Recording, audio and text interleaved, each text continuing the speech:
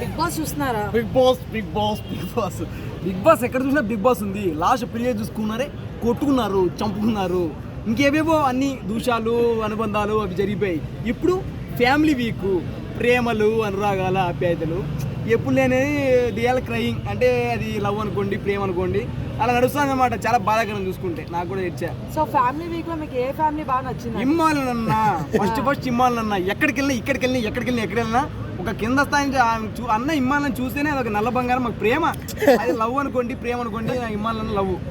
బయట కళ్యాణ్ గారు నడుస్తుంది, ఓకే నడిస్తే నడిపించుకోండి, తనుజ గారి నడిపించుకోండి, భరణి గారి దీపకు నడిపించుకోండి, ఎక్కడికైనా నడిపించుకోండి. నాకు కాబట్టి ఎందుకంటే మా అమ్మ వచ్చింది అంటే అమ్మ వచ్చి మంచి మాట్లాడుతుంది, అందరితో మంచిగా ఎంటర్టైన్మెంట్గా మాట్లాడుతుంది.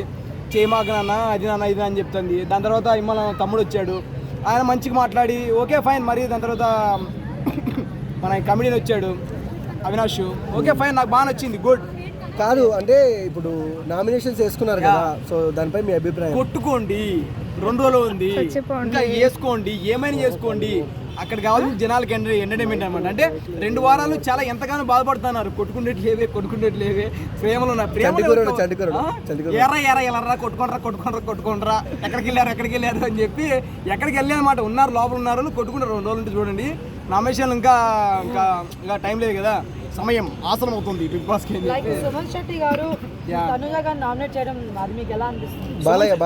బాలయ్య వద్దు కానీ సుమన్ శెట్టి గారు అంటే వాళ్ళకి చెప్తాను కదండి, అంటే మన గేమింగ్ వచ్చింది కదా, అంటే బాక్సులు పైన వేసిన తర్వాత ఫస్ట్ లాస్ట్ టైం ప్రీవియస్ గా కళ్యాణ్ గారు కొద్దిగా తప్పు చెప్పారు. దాని తర్వాత ఇప్పుడు చూసుకుంటే ఇప్పటికే అన్యాయం జరుగుతుంది. మా సుమన్ శెట్టి గారికి ఎక్కడ పోయినా కూడా అన్యాయం జరుగుతుంది.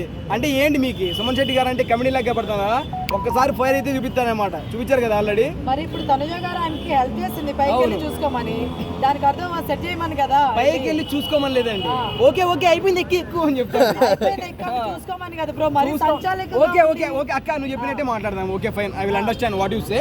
బయట ఏంటంటే పైకి ఎక్కిన తర్వాత ఇంకా ఒక నిమిషం టైం ఉంది. అవును, కింద ఉండే చెప్పినప్పుడు పైకి ఎక్కినప్పుడు కూడా అండి సుమన్ శెట్టి గారు పైన సరిగ్గా కూర్చోలేదండి, అది కూర్చోబెట్టిన తర్వాత పైకి ఎక్కని చెప్పచ్చు కదా.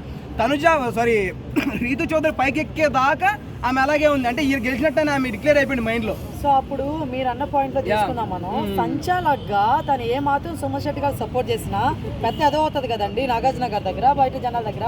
సో సపోర్ట్ చేయలేదు కాబట్టి ఇండైరెక్ట్ గా పైకి వెళ్ళమంది కదండి. అలాంటి ఎక్కినప్పుడు మళ్ళీ పైకి వెళ్ళమంది ఆయనకి అందట్లేదు కదా, సో ప్రాపర్ పెట్టలేదని విధితో పైకి వెళ్ళమంది. ఓకే, మనోడు ఎందుకు కామ్ అయిపోయాడు? నాకు నచ్చలేదు. పైకి ఎక్కమని చెప్పేది అక్కడ సపోర్ట్ చేసినట్టే, ఏది పైకి ఎక్కమని చెప్పినట్టు సపోర్ట్ చేసినట్టు కాదా? ఎలా అవుతుందండి? ఇండైరెక్ట్ పైకి వెళ్ళమంది. ఓకే, ఇండైరెక్ట్ చెప్పింది అంటే కూడా బాక్స్ సరిగ్గా పెట్టని చెప్పొచ్చు కదా. అది ఇండైరెక్ట్ బాక్స్ నచ్చలేదండి. తనుజ గారు అయితే సుమన్ శెట్టి గారికి కాదు, నేను చెప్పాలంటే అక్కడ ఏదైతే రాంగ్ ఉందో దానికే మాట్లాడతాను అనమాట. తనుజ గారు నాకు ఇష్టం కాదు, ఇంకోటి ఇష్టం కాదు, నాకు ఇష్టం ఉంది ఇమ్మాలన్న, ఏం చేసినా కూడా చెల్లిద్ది. ఫరక్ బి పడదు.